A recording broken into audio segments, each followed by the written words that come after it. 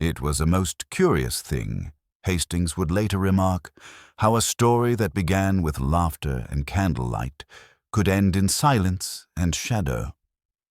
Windermere Hall, an old Georgian estate perched upon the windswept cliffs of Devonshire, had been the scene of a weekend gathering most refined.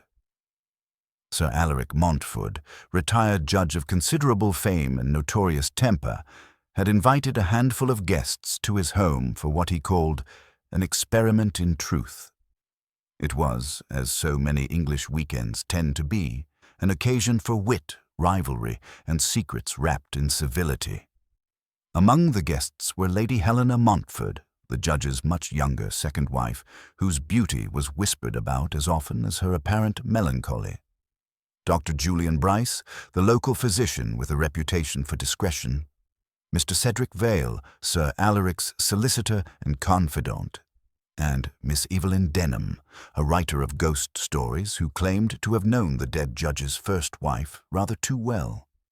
The air at Windermere that Friday evening was charged with something both electric and unseen, the kind of tension one only feels when the past has not truly ended. Dinner was served at 8. By 10, the storm had begun. The wind clawed at the windows, and the guests gathered in the drawing-room, watching as Sir Alaric insisted upon a séance. To test, as he said, whether guilt can follow a man beyond the grave. Miss Denham, amused and a little theatrical, agreed to lead the sitting. The lights were lowered, the candles flickered, and her voice, low and tremulous, began to weave a tale of spirits who knew too much. Then came the knock. 3 sharp raps at the door, though no one stood behind it. A chill ran through the company, and when the lights returned, Sir Alaric Montford was slumped in his armchair, head tilted, eyes staring wide into nothing. A thin ribbon of blood traced a path down his collar. He was dead. For a moment, no one moved. The fire crackled. Lady Helena let out a gasp that was more surprise than grief. Miss Denham whispered, "He was warned." And somewhere beyond the hall, a door swung shut as though a ghost itself had walked away. By morning, the storm had passed, but confusion had settled in its place. The local constable, a good-natured man named Inspector Lyle, declared it an unfortunate heart seizure. The old man was under strain, he said. The fright must have done him in. It would have been a simple conclusion had not Lady Helena sent a telegram, one written with trembling fingers and absolute clarity, to a certain address in London, to Monsieur Hercule Poirot, Whitehaven Mansions. My husband is dead. The circumstances are impossible. Please come at once.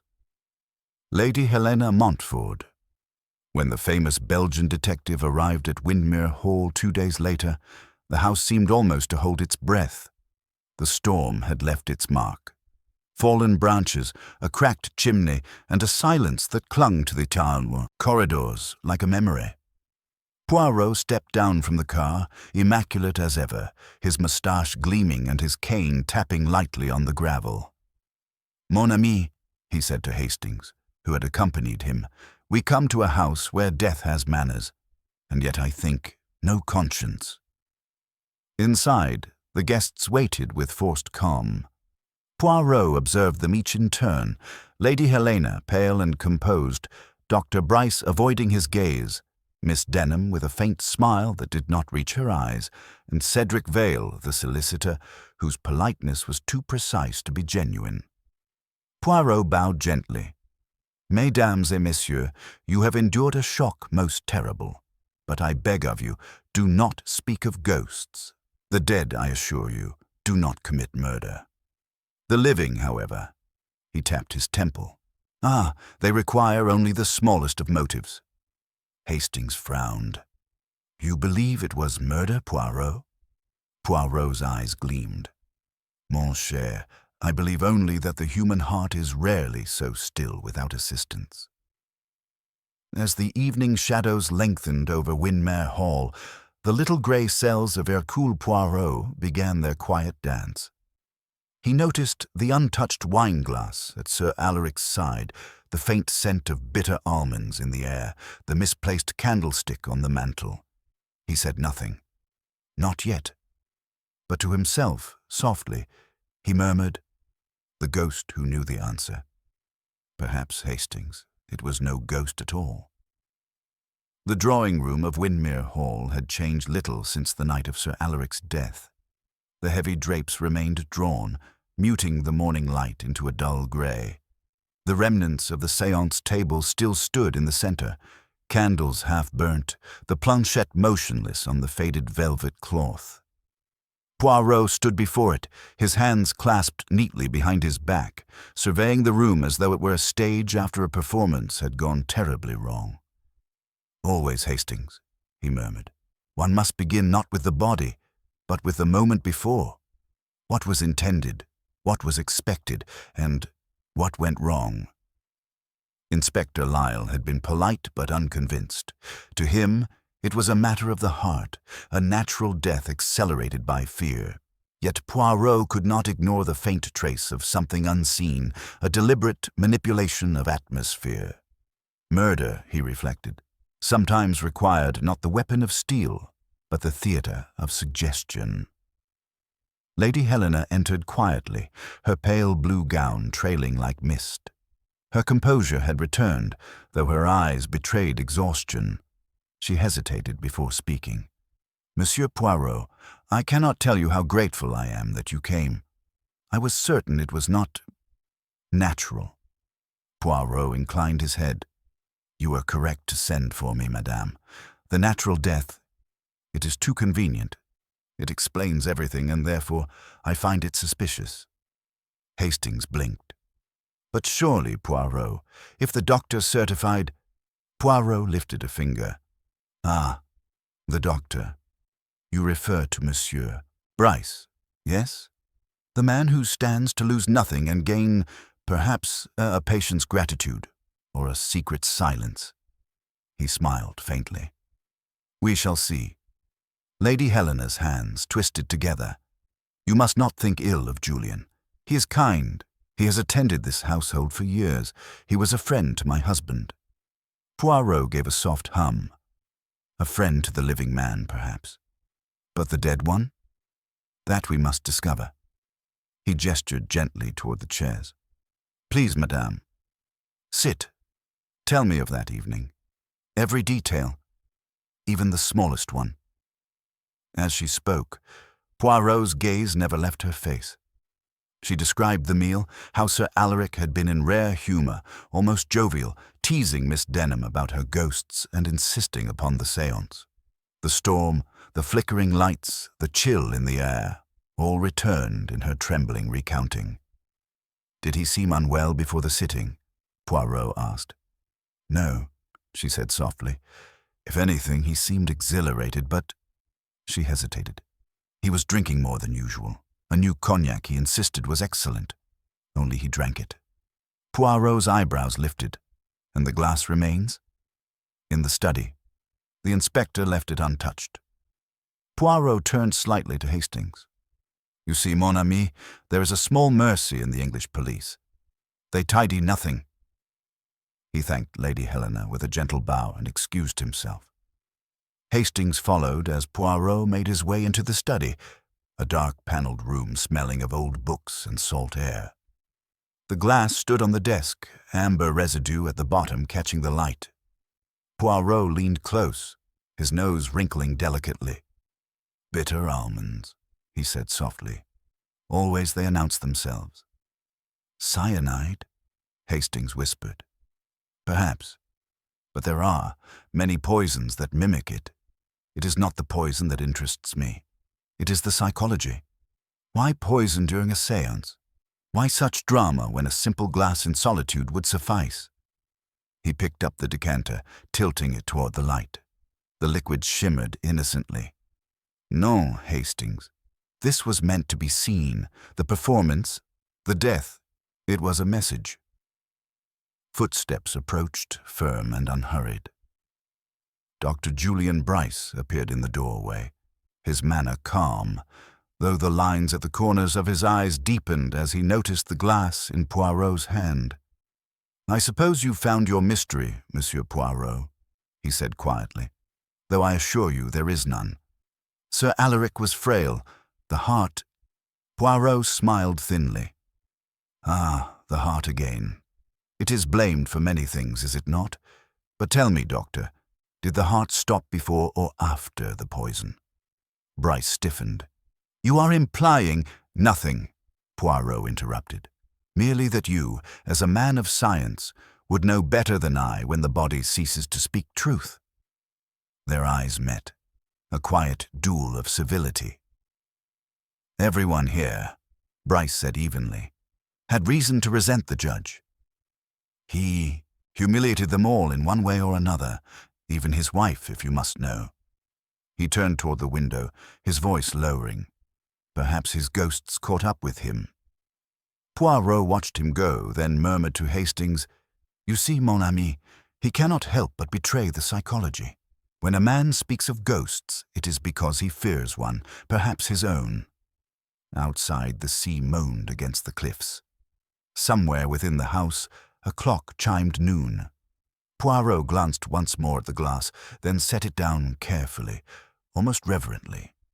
"Now," he said softly, "we shall speak to Miss Denham, the woman who calls the spirits. She may have called something else that night." And with that, Poirot, immaculate and unhurried, began to walk toward the drawing-room once more, the place where death had first pretended to be theatre. Miss Evelyn Denham received Poirot and Hastings in the morning-room, where pale light filtered through tall windows, revealing a clutter of notebooks, ink bottles, and the faint scent of lavender. She was seated by the fire, her dark hair drawn back in a severe knot that accentuated her sharp, intelligent eyes. On her lap rested a leather-bound journal, its pages filled with the tidy scrawl of a woman accustomed to observing more than she revealed. "Ah, Monsieur Poirot," she greeted lightly. "Come to interrogate the spiritualist, have you? I assure you I'm quite harmless. My ghosts prefer an audience to a victim." Poirot inclined his head with a polite smile. "Mademoiselle, I come not to accuse but to understand. You see, when a man dies during a performance of your art, I think it polite to ask if the script was followed." Her laughter was soft, but her fingers tightened around the journal. "The script? I assure you there was none. Sir Alaric insisted we conduct the sitting. I warned him that such amusements often unsettle the living more than the dead. And yet you agreed." "Of course I did," she said, tilting her head. "One does not refuse a judge in his own house." Poirot studied her closely. There was something deliberate about her tone, a poised detachment masking calculation. Hastings, shifting in his chair, sensed it too, but could not have said why. "Tell me, mademoiselle," Poirot continued softly, "before the lights went out, did you notice anything unusual? A word, a gesture, perhaps a glass being moved?" She hesitated, eyes flicking toward the window. "He had just poured himself another drink," she said finally. "He raised it, mocked me as usual, and said, 'Let's summon your ghost, Miss Denham. Perhaps she'll tell us who among us is lying.' Then the lights flickered. I thought nothing of it until he stopped." Poirot nodded slowly. "You speak of your ghost. You refer, I believe, to Mrs. Montford, the first wife?" Her expression changed. The wry amusement drained from her face. "Yes," she said quietly. "Alaric adored her, though he ruined her just the same. She was my friend once, before she married him. She died in this house, you know. Fell from the cliff path one stormy night. The coroner called it misadventure. I've never believed it." Hastings leaned forward. "You think she was pushed?" Miss Denham's smile returned, thin and distant. "I think justice is rarely satisfied by the truth, Captain Hastings." Poirot's eyes gleamed, catching the faintest tremor in her voice. "And so, you came here, years later, to summon her ghost?" "To write about her," she corrected, lifting her journal slightly. "I'm working on a book. Sir Alaric gave me permission to stay. He found the idea amusing, impertinent even. I suspect he thought himself untouchable, even by memory. Poirot stepped closer to the mantelpiece, examining a collection of photographs. One showed Sir Alaric standing beside his first wife, a serene woman with watchful eyes. Another depicted Lady Helena, taken recently, her smile faint but polite. Between them, in a silver frame, a small photograph of Miss Denham herself, dated nearly 15 years prior. Curious, Poirot murmured. A man keeps 3 portraits upon his mantel, the past, the present, and, what shall we call it, the conscience. She said nothing. Poirot turned, meeting her gaze. You believe in ghosts, mademoiselle. Yet I believe it was not a spirit who struck Sir Alaric down, but memory. The poison, the séance, the setting, all arranged for the perfect illusion. But by whom? Her hand trembled slightly on the journal, though her voice remained steady. If you think I'm capable of such melodrama, Monsieur Poirot, you flatter me. I write ghosts, I don't create them. Poirot's lips curved faintly. Ah, but one does not need to create a ghost, only to awaken one already haunting the living. When they left her, Hastings let out a slow breath. I say, Poirot, she's an odd sort. Clever woman, but cold as ice. Do you think she... Poirot raised a finger. Non, mon ami. I think she knows something. But guilt? It has a particular rhythm. Hers, if it exists, has not yet found its beat. As they crossed the hall, they nearly collided with Cedric Vale, the solicitor, descending from the upper landing with papers tucked under his arm. His expression was taut, but he forced a smile. Ah, Monsieur Poirot. I was hoping to find you. Lady Helena requests that you join us in the library. There's something she believes you should see. Poirot's eyes narrowed slightly. Indeed. Then we must not keep her waiting. They followed Vale down the corridor, the soft carpet muffling their steps. Poirot noticed the man's pace quicken, his shoulders tense. When they entered the library, Lady Helena stood near the desk, holding an opened envelope.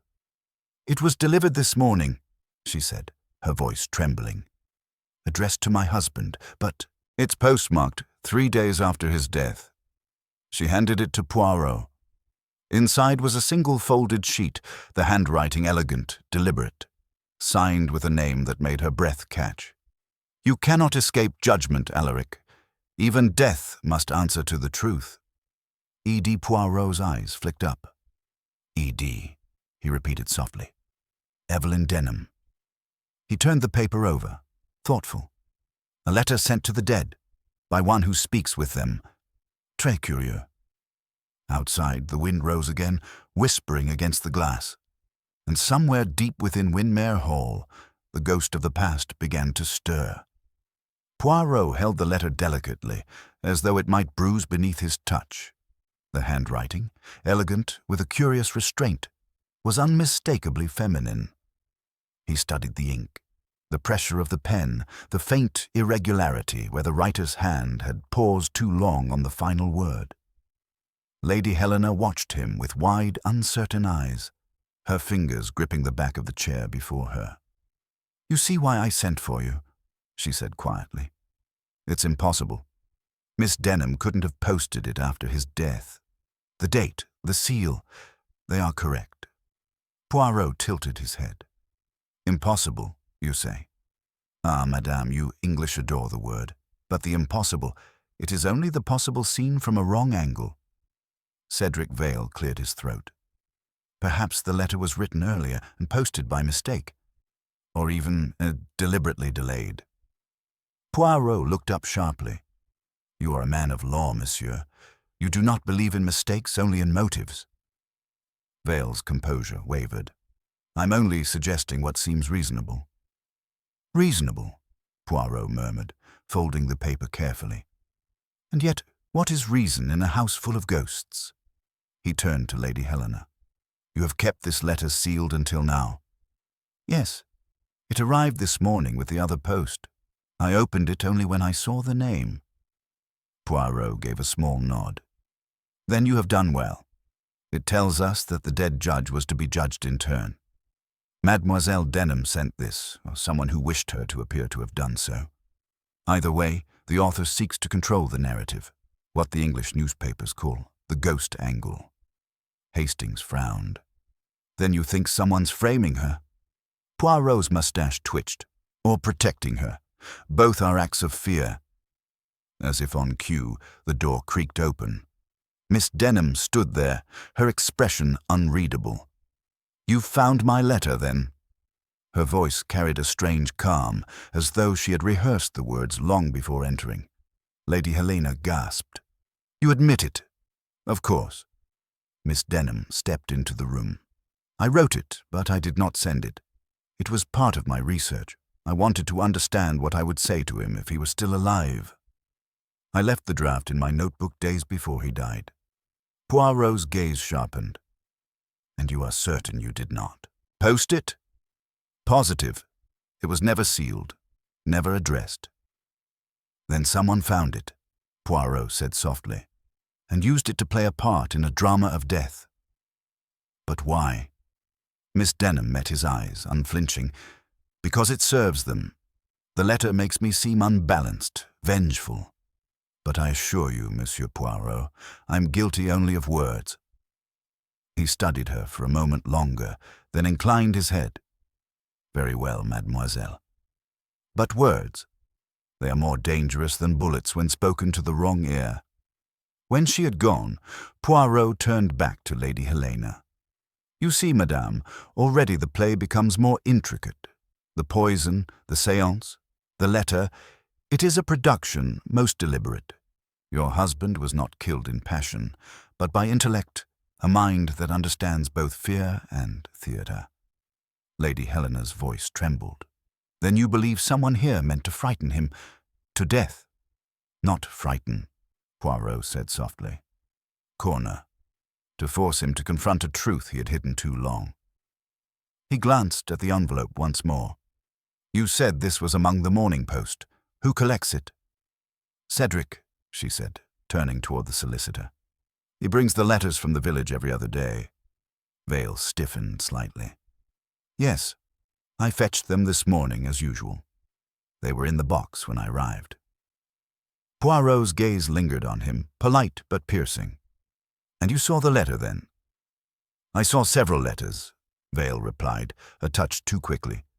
"The Montforts receive a fair number of correspondences. I didn't examine each one." Poirot nodded, as though satisfied, but Hastings could see the faint spark of suspicion in his eyes. As they left the library, Poirot walked in silence for a long while, the sound of his cane punctuating the hush of the corridor. Finally, he said, "You see, Hastings, already we have 3 stories. The story of the séance, the story of the poison, and now the story of the letter. Each is designed to make us look in a different direction, but all 3 share one quality." "And what's that, Poirot?" "Intention," he replied. "They were crafted, not by chance, but with artistry." They passed the door to the judge's private study, now sealed and silent. Poirot paused, his gaze tracing the faint scuff marks on the floor near the threshold. "Look closely, mon ami," he whispered. 2 sets of footprints. The heavier ones turn inward, the lighter outward. Someone came in after the body was found. "But who would dare?" Hastings asked. Poirot smiled faintly. "Ah, who indeed? Someone who feared the ghost might speak from the grave. We must learn what Sir Alaric kept hidden, and to whom it mattered most." From the hall came the distant echo of voices. Lady Helena's soft, trembling tones, the doctor's calm replies. Poirot turned toward the sound, his expression unreadable. "Come, Hastings," he said quietly. "It is time we pay a little visit to Dr. Bryce once more. I wish to speak with him about the heart, yes, but also about fear. It leaves traces far more precise than fingerprints." And with that, he moved forward, his small figure precise and deliberate, the faint glimmer of deduction already lighting his path through Winmere's gathering storm of lies. Dr. Bryce's consultation room was a space designed for trust. The faint scent of antiseptic lingered beneath the polish of mahogany, and the afternoon light fell across his desk with clinical precision. When Poirot and Hastings were shown in, the doctor looked up from a stack of neatly arranged notes, his expression composed, yet watchful. "Ah, Monsieur Poirot," he greeted, rising with a professional courtesy that bordered on stiffness. "You've come about the toxicology report, I imagine. I took the liberty of examining what remained in Sir Alaric's glass. There were traces consistent with cyanide, though only faintly. It's possible the amount was insufficient to act alone." Poirot's eyes gleamed. "Insufficient? Then you suspect another cause?" "Possibly a combination," Bryce replied. "The man's heart was weak. Any sudden fright, even mild poison, could have triggered failure." "Indeed," Poirot murmured. "And yet the fright, it was arranged. The setting, the séance, the storm, it was almost deliberate." Bryce hesitated, choosing his words with care. "Sir Alaric delighted in control, Monsieur Poirot. He terrified those around him without lifting a hand. I don't think anyone needed to poison him. He made his own enemies." "Enemies, yes," Poirot said softly. "But also dependents. Lady Helena, bound by gratitude. Miss Denham, bound by memory. And you, Doctor, bound by knowledge." Bryce looked up sharply. "Knowledge?" Poirot leaned forward slightly, his gaze calm but unyielding. "You have served this household for years. You have seen its quarrels, its secrets, the death of the first wife. It was you who signed the death certificate, was it not?" The doctor's hands stilled. "I did. It was an accident. She slipped during the storm." "And you were certain of that?" His jaw tightened. "I was as certain as anyone could be. There was no evidence of violence." Poirot regarded him in silence for a long moment. "No evidence," he repeated softly. "That, Doctor, is not the same as no cause. You see, when a man dies twice, first in his conscience and then in his body, it is never an accident." Bryce's composure faltered. "You imply what? That I concealed something?" "I imply nothing," Poirot said evenly. "But you were present both times when death visited Windmere Hall. That makes you, if not guilty, then at least consistent." The doctor rose abruptly, pacing toward the window. "I won't be insulted in my own home. You have no right—" Poirot interrupted gently. "I have only the right the truth gives me. Tell me, Doctor, was Lady Helena ill recently?" He turned, caught off guard. "Ill? No, nervous, perhaps. Restless. Sir Alaric was not an easy man to live with. And Miss Denham, did she visit the hall often before this weekend?" "Twice, I believe. She came to consult with Lady Helena about her book." Poirot nodded thoughtfully. "So the ghosts were well rehearsed." Bryce exhaled slowly, his voice quieter now. "Monsieur Poirot, you must understand, Sir Alaric enjoyed cruelty. He'd learned of the letter Miss Denham wrote years ago, a letter to his first wife, warning her of his temper. He threatened to expose her, to destroy her reputation as an author. It was his amusement to keep her near, humiliated." Hastings frowned. "Then she had a motive after all." "Everyone here did," Bryce said bitterly. "Even Helena. Even Vale. Alaric had his claws in all of them." Poirot straightened, his eyes bright with sudden interest. "Ah, Vale. Tell me, Doctor, how well did Sir Alaric trust his solicitor?" Bryce hesitated. "Enough to make him executor of his estate. But between you and me, I think Vale feared him more than he served him. The will was recently altered. Less than a week ago." Poirot's brows lifted. "Altered, you say? By how much?" "I don't know the details," Bryce admitted. "But Helena mentioned something about a new clause. A foundation in the name of the first Mrs. Montford. She seemed unsettled by it." Poirot exchanged a glance with Hastings, then rose. "Merci, Doctor. You have been most illuminating. Sometimes it is not the poison that kills, but the signature that permits it. As they stepped back into the hall, Hastings said, "Do you think Vale tampered with the will, Poirot?" Poirot adjusted his gloves thoughtfully. Perhaps. Or perhaps he merely witnessed a document he did not understand. But one thing is certain. The judge, before he died, sought to cleanse his conscience, and that, mon ami, is dangerous for those who live upon another's guilt. They passed a servant carrying a tray of tea into the morning room, where Miss Denham and Lady Helena now sat together. From the doorway, Poirot observed the tableau, a widow and a writer, united by grief and silence. Miss Denham leaned close, speaking softly. Lady Helena's hands trembled as she lifted her cup. Poirot turned away, murmuring almost to himself, "They comfort one another, yet they trust no one. It is like a play where all actors know the ending, except the audience."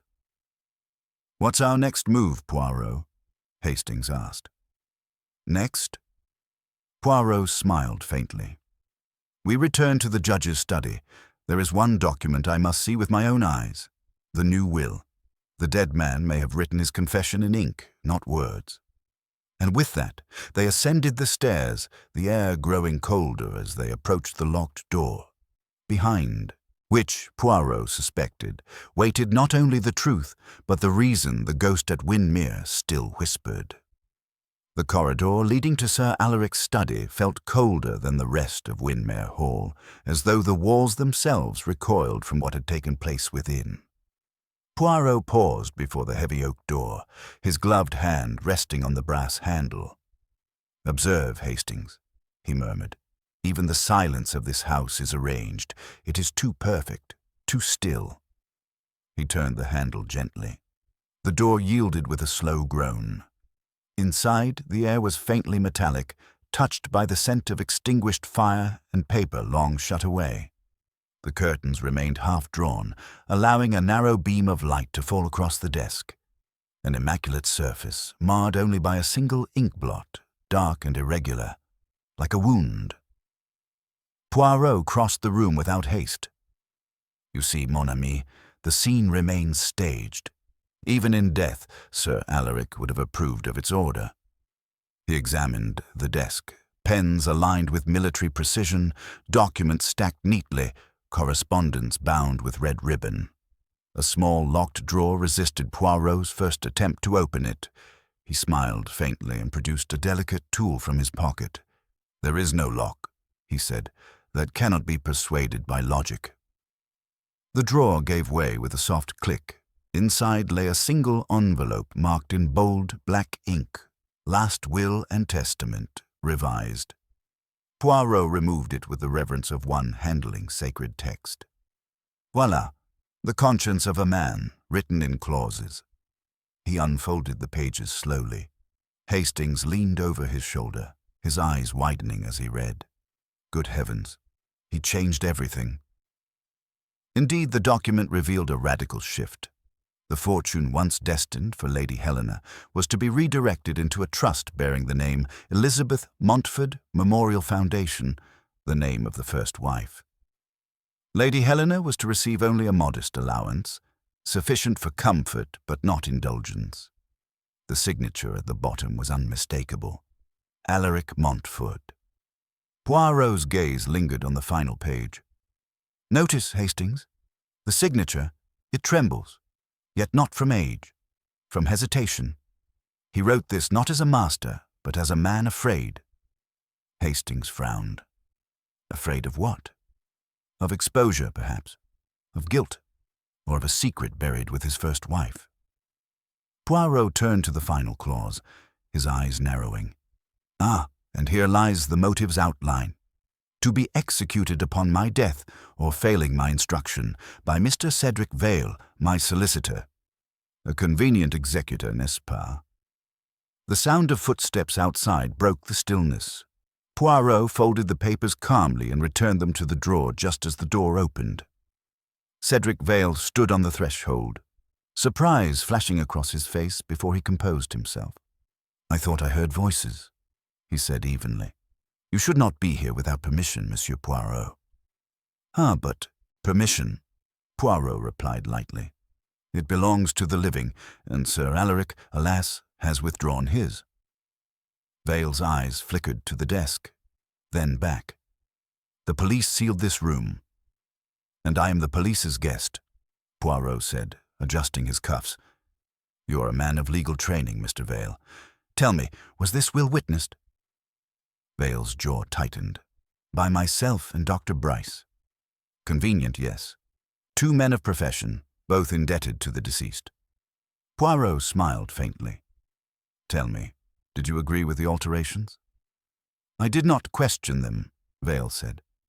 It was my duty to draft what Sir Alaric desired, even when those desires changed overnight. Poirot's voice remained calm, but his gaze was unyielding. You see, I've read the previous testament. It lies in the solicitor's office in London. There, Lady Helena inherits everything. Here, she inherits only pity. Vale's composure slipped. You went to my office? Poirot merely raised an eyebrow. I go where logic takes me, monsieur, and logic tells me this. Sir Alaric intended to atone for something he could no longer bear to conceal. The question is, did he die before he could confess, or because he was about to? The solicitor's eyes darkened. You're implying murder again. I'm stating a pattern. When guilt sleeps for years, its awakening is unpleasant. Poirot stepped closer, lowering his voice. You knew the truth about the First Lady Montfort's death. That is why Sir Alaric trusted you more than he should have. Perhaps you even advised him on how to bury it legally. Vale's mouth opened, then shut again. You have no proof of that. No, Poirot said softly. But I have human nature. It leaves traces even ink cannot disguise. He turned toward the door, his expression unreadable. Come, Hastings. We have seen enough, but before we leave, one last observation. He gestured toward the decanter on the sideboard. You see, it is full again, yet no one dared to refill it after the death. Someone has replaced it this morning, someone who wishes to keep the illusion of normalcy alive. When they stepped out into the corridor, the air felt heavier, as though the house itself were closing in around them. Hastings looked back uneasily. What do you make of it all, Poirot? Poirot's eyes were distant. The will shows repentance. The letter shows warning. The poison shows fear. We are missing only one piece. The confession. And where do you think it is? Poirot's smile was slow, deliberate. Where the guilty man hides his conscience, mon ami. In plain sight. I think Sir Alaric wrote his confession not to paper, but to a ghost, and I intend to ask her to show it to me. Outside, the wind rose again, sighing against the stone walls of Windmore Hall. It carried with it a faint, almost human sound, as though, somewhere among the cliffs, a voice long, buried, was preparing to speak.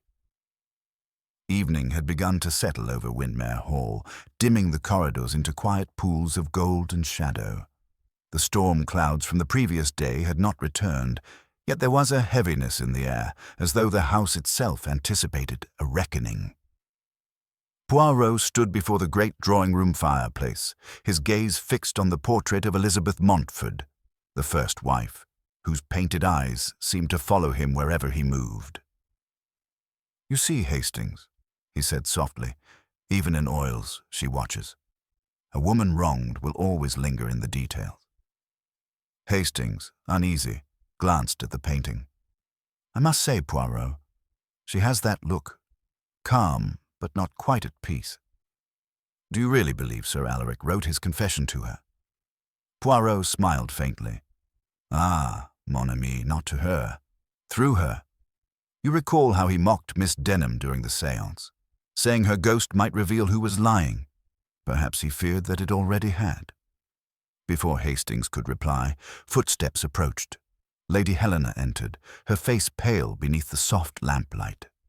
Monsieur Poirot, she said quietly, I've been thinking of something you said, about the poison and the setting, that it was arranged. There's something you should see. She held a small velvet pouch in her trembling hands. Poirot took it gently and drew out a silver locket, its hinge delicate, its surface engraved with intertwined initials. A.M. and E.M. "It was found this morning," she said. "One of the maids discovered it beneath the chair where my husband died. It's hers, Elizabeth's. I recognize it from her portrait. He never wore it, but it must have been in his pocket." Poirot's eyes brightened. A relic of remorse, perhaps, or a reminder meant to provoke. Lady Helena's lips pressed together. "I don't know. But I do know this. The clasp was broken recently. See?" He examined it closely. "Yes. Not old damage. A snap made by force. Not time." He looked up. "Tell me, madame, did anyone else know this locket existed?" She hesitated. "Only Miss Denham. It was she who painted the portrait, years before I came here. She once told me Elizabeth never removed that locket, not even at night." "Alors," Poirot murmured. "We are closing the circle. The dead wife, the writer who loved her memory, and the man who wished to silence both. And now, perhaps, the living wife caught between them." Lady Helena lowered her eyes. "You think I'm part of this?" Poirot shook his head gently. "I think, madame, that you are the one person who still sees him as human, and that may be the most dangerous truth of all." Before she could answer, a sudden clatter echoed from the hall, hurried footsteps, a door slamming. Poirot turned sharply. Hastings went to look, returning moments later with a grim expression. "It's Miss Denham. She's gone. Her bags are missing." "Lady," Helena gasped. "Gone? But where could she—" "Not far," Poirot said calmly. "A guilty conscience travels swiftly, but without direction. We shall find her." They left the hall within the hour, guided by the fading light of dusk. The path wound toward the cliffs, where the sea sighed endlessly against the rocks. The wind was sharp and cold, carrying with it the scent of brine and the faint cry of distant gulls. Poirot walked slowly, his cane tapping rhythmically on the stone path. "There," Hastings pointed suddenly. A lone figure stood near the edge, cloak billowing in the wind. Miss Denham did not turn as they approached. "Mademoiselle," Poirot called gently, "it is not wise to speak with ghosts so near the sea." She turned then, her face pale but composed. "You shouldn't have followed me, Monsieur Poirot. Some truths don't deserve resurrection." "Ah," he said softly, "but you see, that is where you err. Truth, once buried, grows restless. It scratches until it finds the light." Her hands tightened around the locket she now held. "He sent for me that night, before dinner. Said he wanted to make peace, to speak of Elizabeth. But when I arrived, he laughed. Told me she had died a fool's death, chasing phantoms. I struck him, only once. Then he smiled, said perhaps she would like to hear from me again." Her voice faltered. "I didn't poison him, Monsieur Poirot, I swear it. But I did write that letter. I posted it the day before his death. I wanted him to know that someone remembered what he'd done." Poirot's expression softened, though his eyes remained intent. "And what did he do, mademoiselle?" She hesitated, staring out over the sea. "He killed her. Not with his hands, but with his cruelty. He pushed her to the edge, and when she fell, he let her drown rather than face the scandal. I knew it, though I could never prove it." Poirot took a step closer, the wind tugging at his coat. "And now someone has avenged her." Miss Denham's voice dropped to a whisper.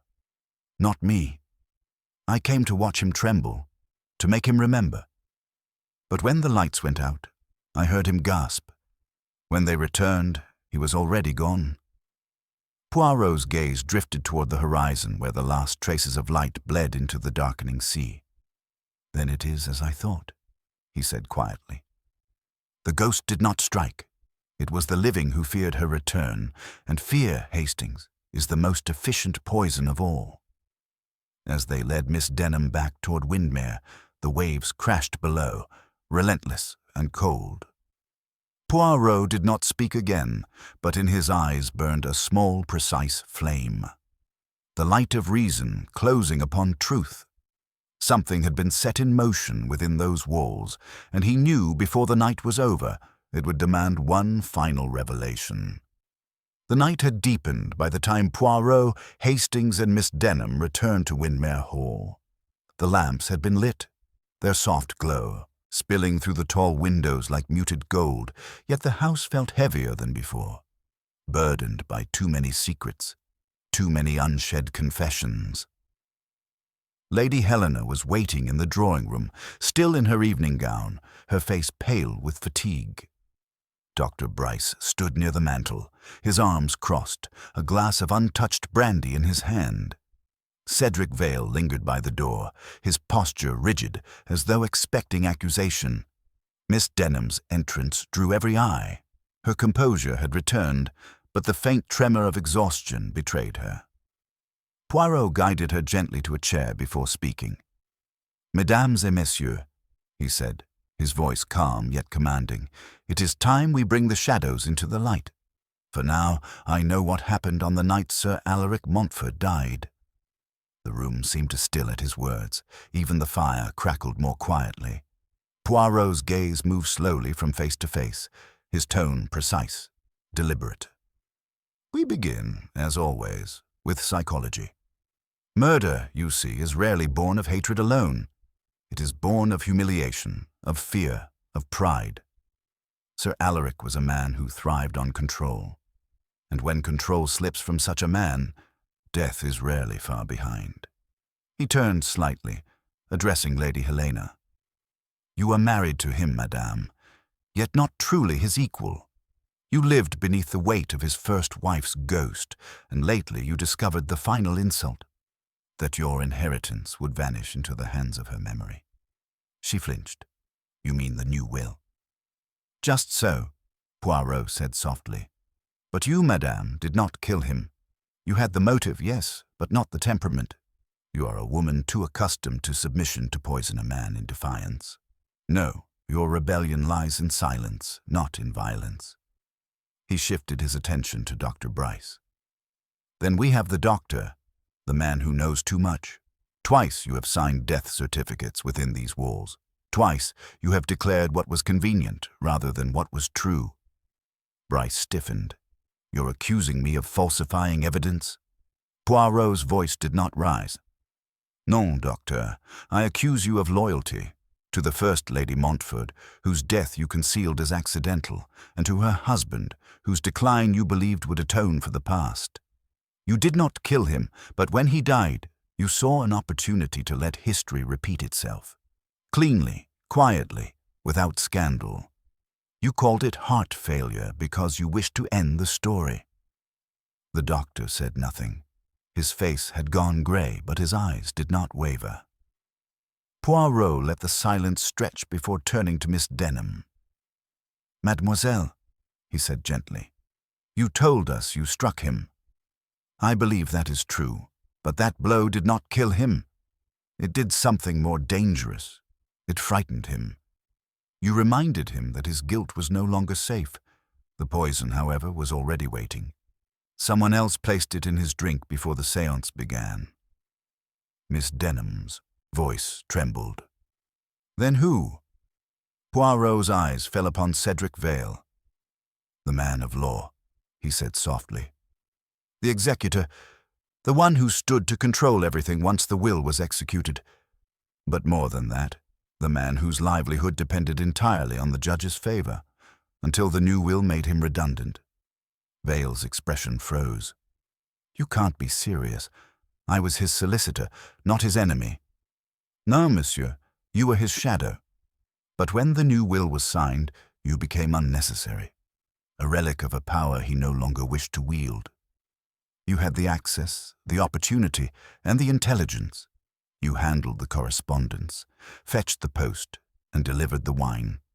You knew Miss Denham's letter existed, and you used it. You posted it yourself after his death to make her seem guilty. You filled his decanter again this morning to erase the proof. Everything in this house, every deception, is too neat. And neatness, monsieur, is your profession. Vale's composure cracked. That's absurd. I was in the drawing room with everyone else when— Precisely, Poirot interrupted. When the lights went out, everyone was seated, except you. You were the one who suggested Miss Denham lead the séance, the one who poured Sir Alaric's drink before the ritual began. You created a scene of superstition so that no one would look for logic.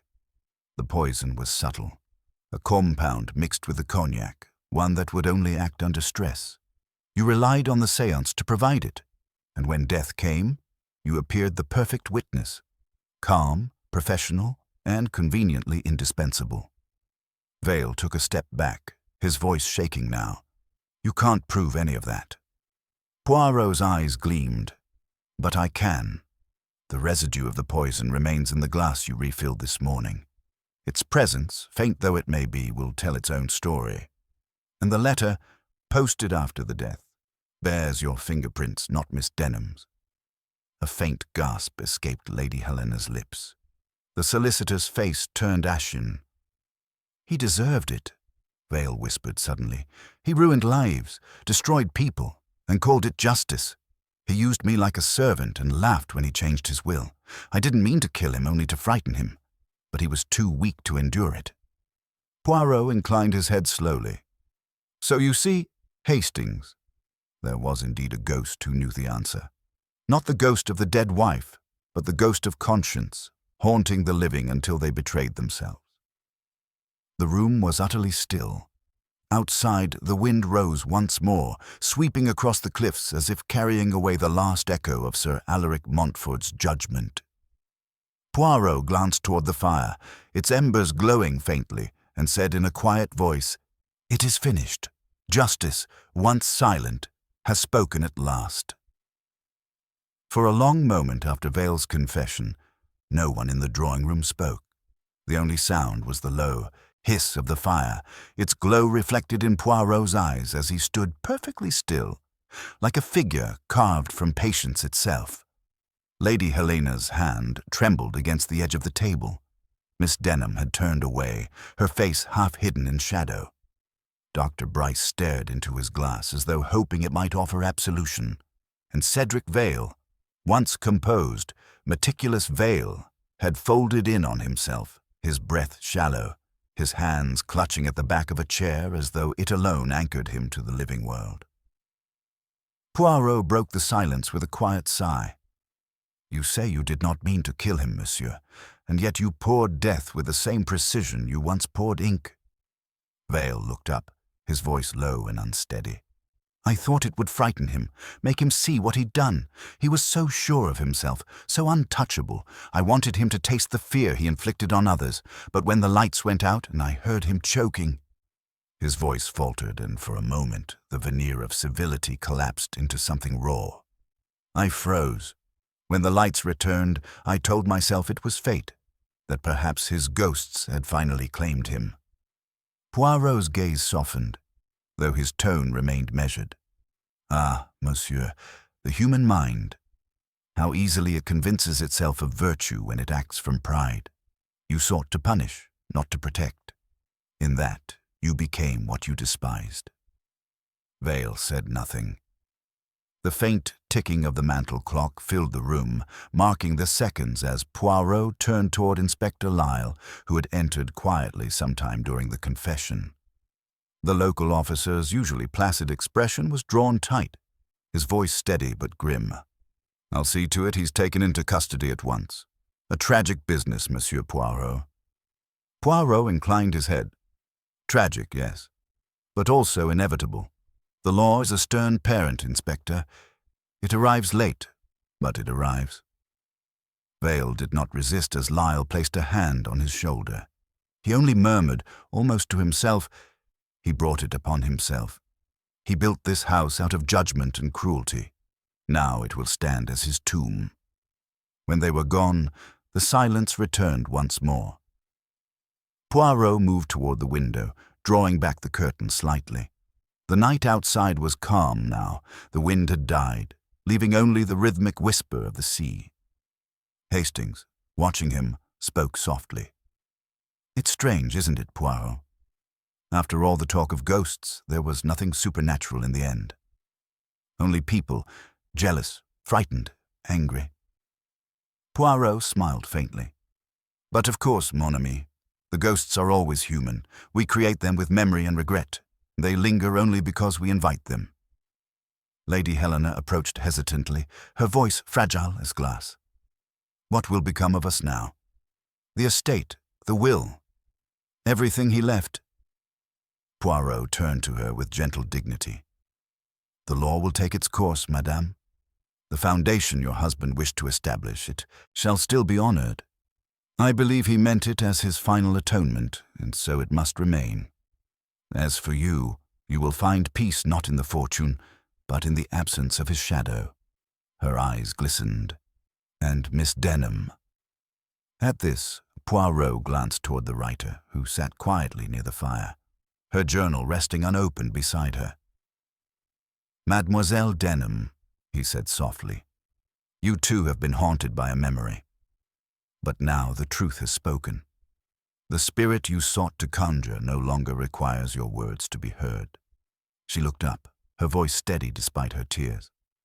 I thought by bringing the past to light I could give Elizabeth justice, but I see now justice comes in quieter forms than I imagined. Poirot nodded. Justice, mademoiselle, is not always loud. Sometimes it is as soft as the turning of a page. The grandfather clock in the hall struck midnight. Poirot glanced toward it with faint amusement. How fitting! Midnight, the hour when ghosts rest and truth awakens. He turned to Hastings. Come, mon ami, our work here is done. Let the English police sort their papers, let the servants whisper their stories. We have seen enough of Windermere Hall and its ghosts. As they crossed the hall, the lingering chill of the old house seemed to ease. The portraits no longer stared. The air, once tense with suspicion, had grown still. Outside, the night was crisp, washed clean by the sea air. Their car waited by the gate, its headlights dimmed to a patient glow. Hastings, settling beside Poirot, broke the quiet. I must say, Poirot, for all his cleverness, Vale was a fool in the end. If he'd only let the man live, the will might still have been overturned. Poirot chuckled softly, eyes on the road ahead. Ah, Hastings, you think like a soldier, strategy and advantage. But murder, you see, is never strategic. It is emotional. Even the cleverest criminal forgets logic when his heart begins to beat too loudly. That is why, in the end, it is always the psychology, not the evidence, that betrays them. The car rolled forward, the gravel crunching beneath its tires. Windermere Hall receded into darkness, its windows glowing faintly behind them like the dying eyes of a watchful beast. Poirot leaned back, folding his hands neatly over his cane. You know, Hastings, I think of Sir Alaric often now, not as a victim, but as a symbol. A man judged by his own conscience. His ghosts were never in the walls or the sea, but in his own heart. It was not the poison that killed him. It was the memory of the first lie he ever told. Hastings gave a small, thoughtful nod. And what of us, Poirot?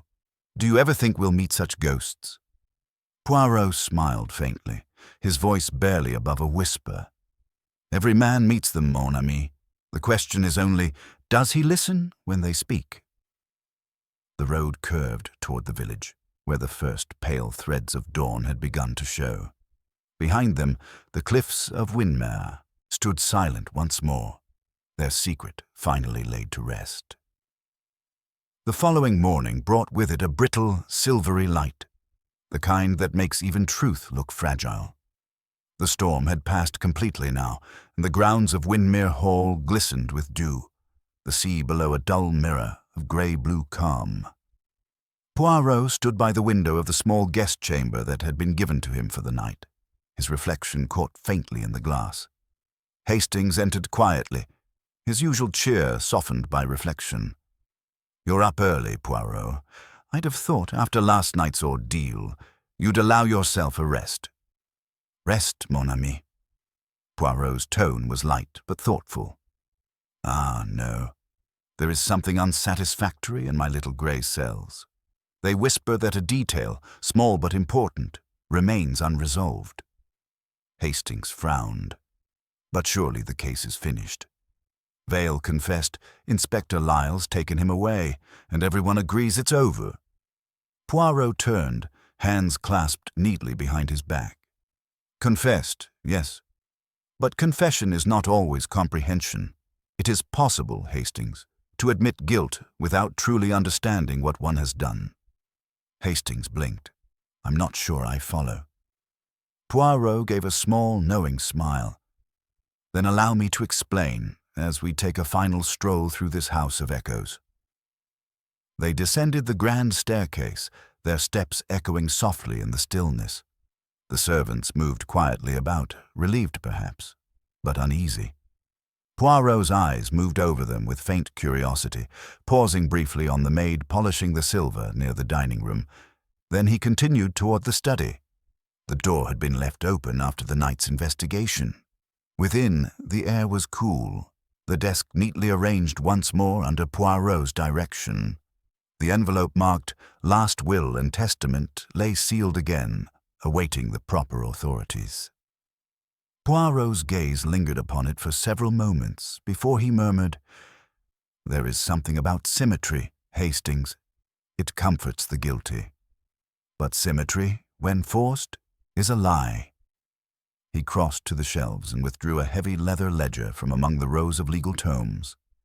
Inside, he flipped through neat columns of handwriting, Sir Alaric's personal accounts. Observe, Poirot said softly. Here, a withdrawal of £1,000, recorded 2 days before his death. Hastings peered over his shoulder. I say, that's odd. Who was it for? Poirot's finger traced the note at the margin. Personal settlement, H.D. H.D., Hastings repeated, confused.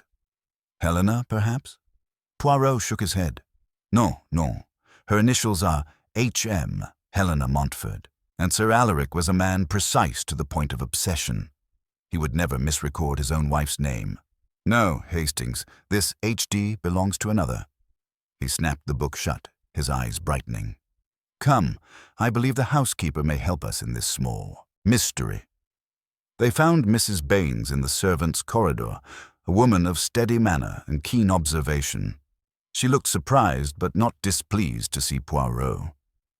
Beg pardon, sir, she said, wiping her hands on her apron, but I thought everything was settled. Almost, madam, Poirot said gently. There is only a matter of initials to clear.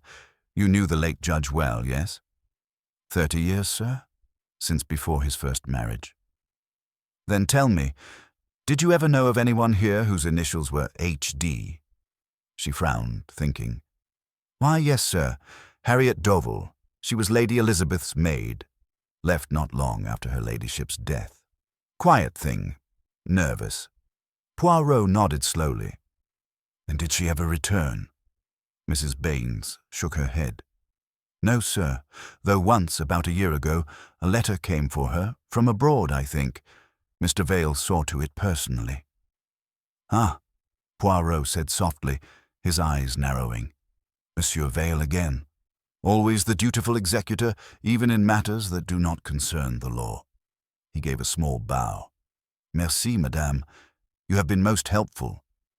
When they were alone again, Hastings looked perplexed. But what does it mean, Poirot? The maid left years ago.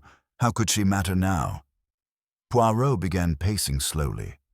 Consider, Hastings, Sir Alaric made a payment 2 days before his death to a woman who vanished after the death of his first wife. A woman whose silence, perhaps, was purchased. Vale handled the correspondence. Vale arranged the new will. Vale administered the accounts. It was he, not Sir Alaric, who ensured that past crimes stayed buried. Hastings stared. You think he paid her hush money? Precisely, Poirot said. And when Sir Alaric, in his guilt, sought to undo that bargain, when he spoke of confession, Vale saw the end of his own security.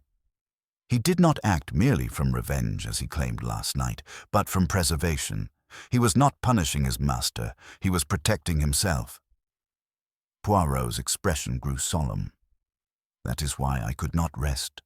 I could not believe Vale's crime was one of passion. It was one of calculation and fear. Even in his confession, he lied to spare himself the worst truth, that he had already committed his first murder long ago. Hastings swallowed. You mean the First Lady Montfort? Poirot nodded once. Yes. Not directly, perhaps, but through silence. He helped conceal it, ensured it was never questioned, and made himself complicit. When conscience finally came knocking, it was too late. And so, he silenced the only man left who could speak. For a long moment, neither spoke.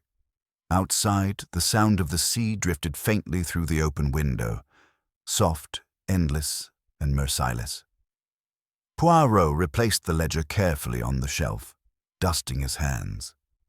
There, Hastings, he said at last, his tone gentle but firm. Now the symmetry is complete. The ghosts of Windermere Hall may rest.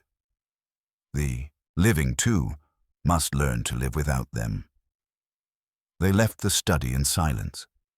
As they reached the threshold, Poirot paused once more and looked back at the portrait of Elizabeth Montfort.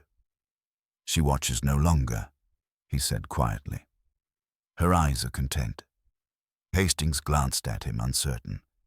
Do you ever think, Poirot, that we chase ghosts more often than criminals? Poirot smiled faintly, his gaze soft with weariness and compassion.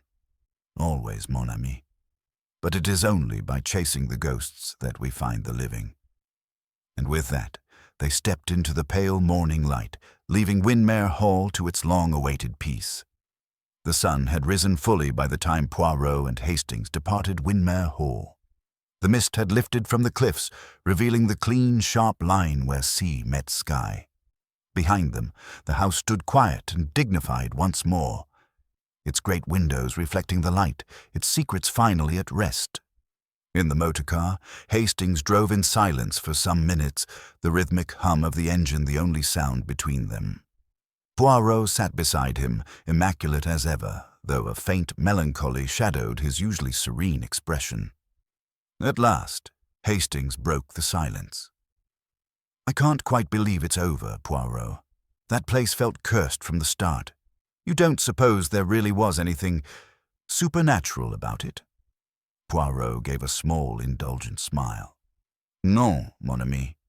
There are no ghosts, only people who behave as though they are haunted. You English, you have a fondness for dressing guilt in a white sheet. Hastings chuckled softly, but his face grew thoughtful. Still, I keep thinking about Miss Denham. She seemed so, well, lost. What will become of her, do you think? She will write again, Poirot said quietly. But perhaps this time not of ghosts and hauntings. She will write of redemption. She has lived among lies long enough to know the difference between fiction and truth. For an artist, that is a rare education. They reached a turn in the road where the sea became visible again. Poirot gazed out toward it, his voice growing softer. As for Lady Helena, she will inherit enough to live comfortably, though not grandly. She will sell Windermere, I think. Houses such as that, they keep the past alive far too efficiently. And Dr. Bryce? He will continue his practice. Perhaps with less certainty, but more humility. He has learned, as many men do, that silence is not the same as kindness, and that truth, when buried, has a way of rising like the tide. Hastings nodded slowly. And you, Poirot? Are you satisfied? For a moment, the little Belgian detective did not answer. He leaned forward slightly, hands folded over his cane, eyes thoughtful. Satisfied, yes, but not pleased. You see, Hastings, I do not rejoice in the catching of a murderer. I rejoice only in the restoration of order. And here, order was long absent. It took a death, perhaps several, to bring it back. Hastings frowned. Several? Poirot smiled faintly. But of course, the First Lady Montfort's death, though years passed, was a murder in spirit if not in law. The maid's silence, the doctor's complicity, Vale's concealment, all these were threads of the same web. Last night merely revealed what had already been done. It is a strange thing, Hastings. Sometimes the crime has already taken place before anyone realizes it. They drove in silence again, the countryside passing in soft blurs of gold and green. Then after a while, Hastings spoke, his tone lighter. "You know, Poirot, you never cease to amaze me. You see patterns where I see only confusion. How on earth do you manage it?" Poirot chuckled, his moustache twitching. "Ah, mon ami, it is all in the method. One must approach truth as one approaches a mirror, carefully and with perfect symmetry. Most people, when they look at a mystery, see only the reflection of their fears. I look for the flaw in the glass." Hastings grinned. "And once you find it, the whole picture comes clear." "Precisely." Poirot turned to him with a small nod of satisfaction. "The mind, Hastings. It must be like a room in perfect order. Every object in its place, every thought aligned. When something is out of place, it shouts, 'Regard me.' That is when the little grey cells dance." They laughed quietly together, and for a time the weight of Windermere's darkness seemed to lift. The landscape widened, the sound of the waves softened into the distance. Poirot closed his eyes briefly, his voice turning reflective. "You know, my friend, every case leaves a trace behind it, not of the crime, but of the people. I shall remember Windermere Hall not for the poison or the will, but for that letter, signed by the initials E.D. A letter written by a woman to the dead and posted by another to the living. A bridge between guilt and forgiveness. It is a thing most rare." Hastings smiled faintly. "You almost sound sentimental, Poirot." "Mais oui," Poirot said gently. "Even the detective, he must have a heart. The logic, it solves, yes, but the heart, it understands. Without both, one sees only the facts, never the humanity behind them." The car turned onto the main road toward London, the horizon widening into a clear morning sky. Poirot adjusted his gloves, his tone regaining its crisp precision. "And so, Hastings, another little drama ends. We return to Whitehaven Mansions, to the peace of routine, to the civilized order of breakfast and tea. It is good, n'est-ce pas?" Hastings laughed. "I dare say, Poirot, though I suspect peace doesn't last long around here." "Ah," Poirot said with a twinkle, "but is that not what makes life amusing?" They drove on, the sea fading behind them until it was only a line of light upon the horizon. Windermere Hall would be sold, its story retold in whispers, its ghosts finally silenced. But for Poirot, the case had already found its place among his memories, another proof that beneath every legend of haunting, every whisper of the supernatural, there beats only the quiet, predictable pulse of the human heart. And somewhere in the distance, as the car rolled onward, the faintest echo of the sea could still be heard. Soft, eternal, like the final breath of truth released into the morning air.